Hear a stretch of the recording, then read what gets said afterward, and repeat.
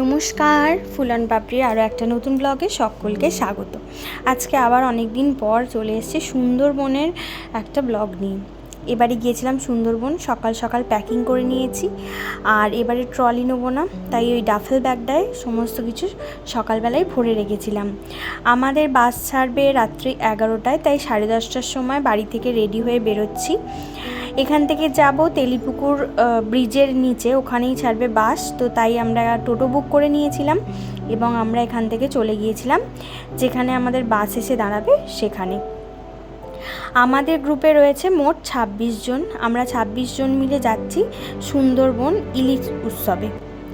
তো সকলে মিলে রেডি হয়ে ঠিক 11টা বাজে, কিন্তু বাস অনেকটাই লেট করেছে এবং বাস তার লেট টাইমে এসে দাঁড়াতেই আমরা সবাই মিলে তাড়াতাড়ি করে উঠে পড়েছি। সারা রাত বাসে কাটিয়ে একদম সকাল সকাল বাস থেকে নামছিও। তার মাঝখানে অনেক দুর্যোগ দুর্ভোগ গেছে, সেটা পরে না হয় কোনো দিন বলবো। তো সকালবেলা আমরা যখন নামলাম সেটা হচ্ছে গদখালিতে।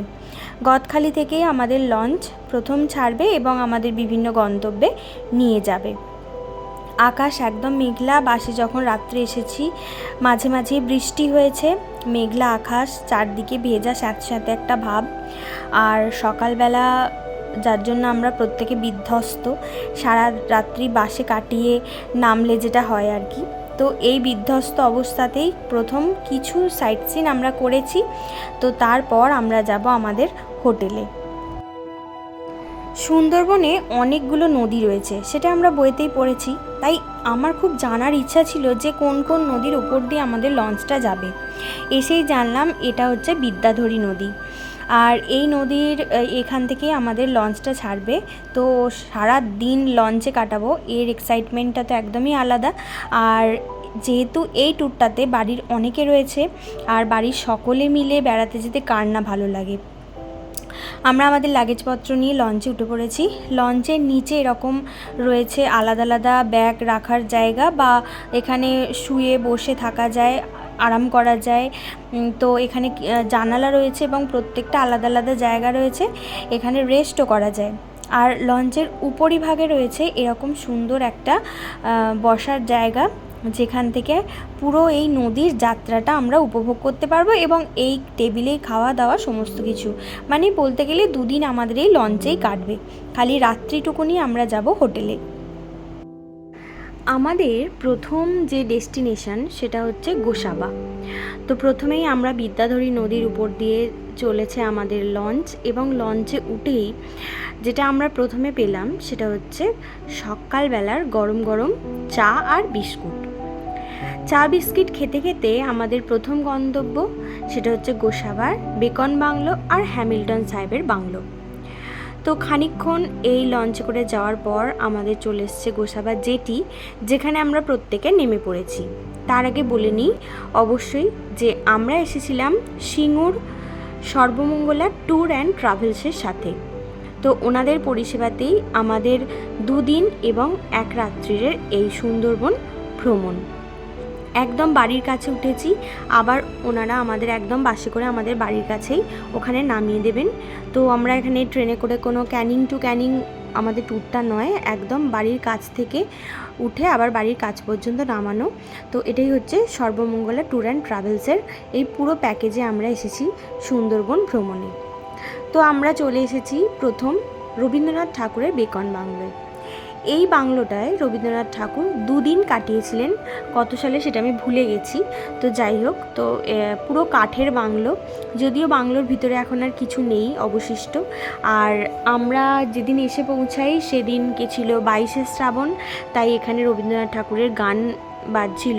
তাই বেশ ভালো লাগছিল যে এমন একটা সুন্দর দিনে আমরা চলে এসেছি রবীন্দ্রনাথ ঠাকুরেরই স্মৃতি বিজড়িত একটা সুন্দর বাংলোয়।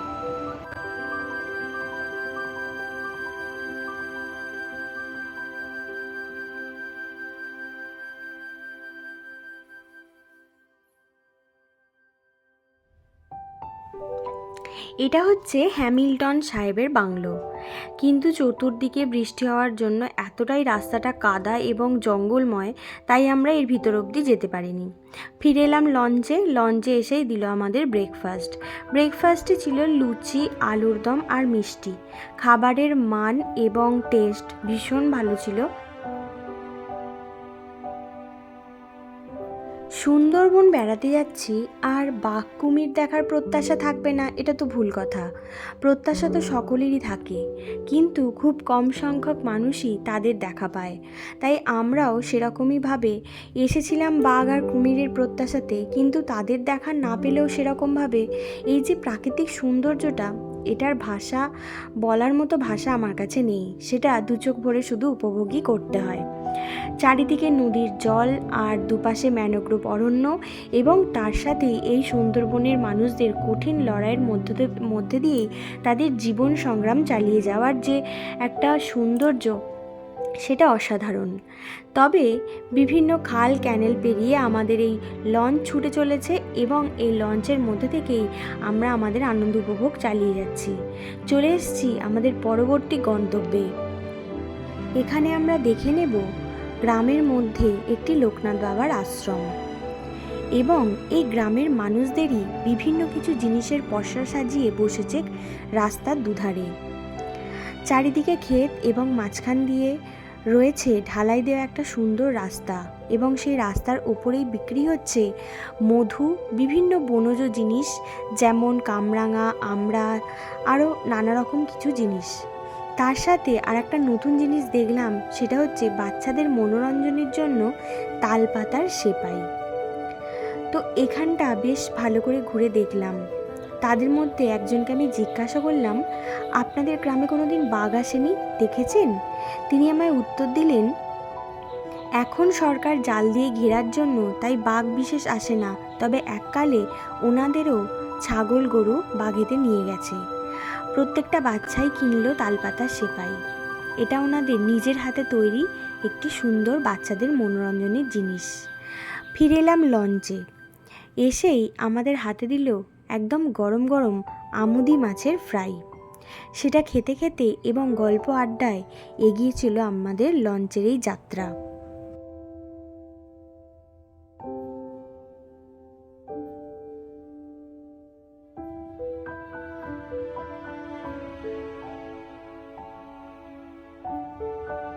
এবার আমরা চলে এসেছি পাখিরালয়ে, এবং আজকে আমাদের রাত্রিবাস এই পাখিরালয়তেই।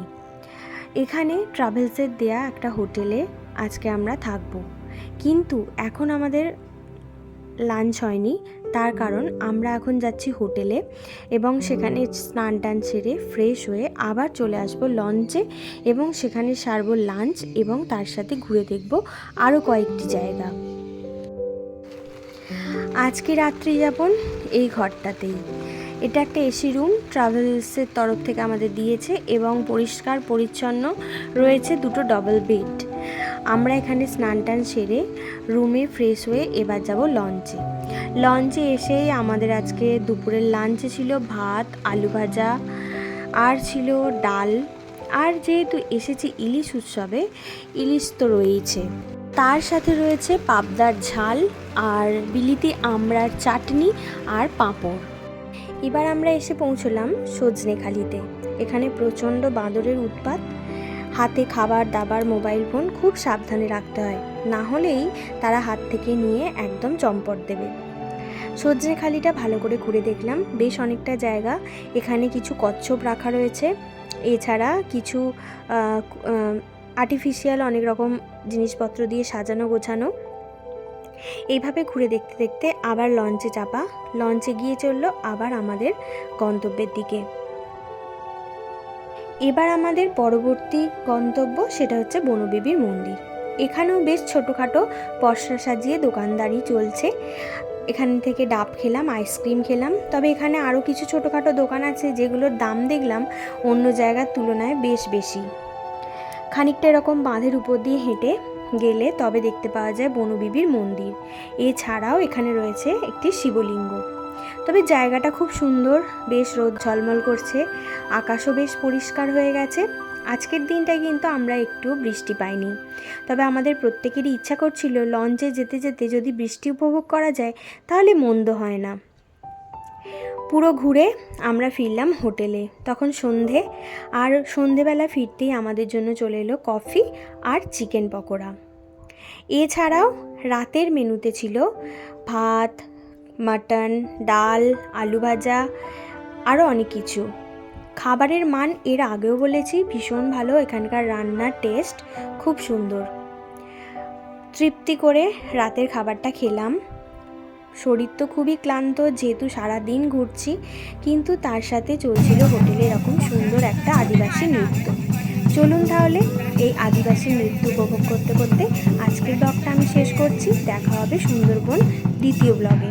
আজকের মতো টাটা, ভালো লাগলে লাইক করো, আর আজকের মতো তাহলে টাটা।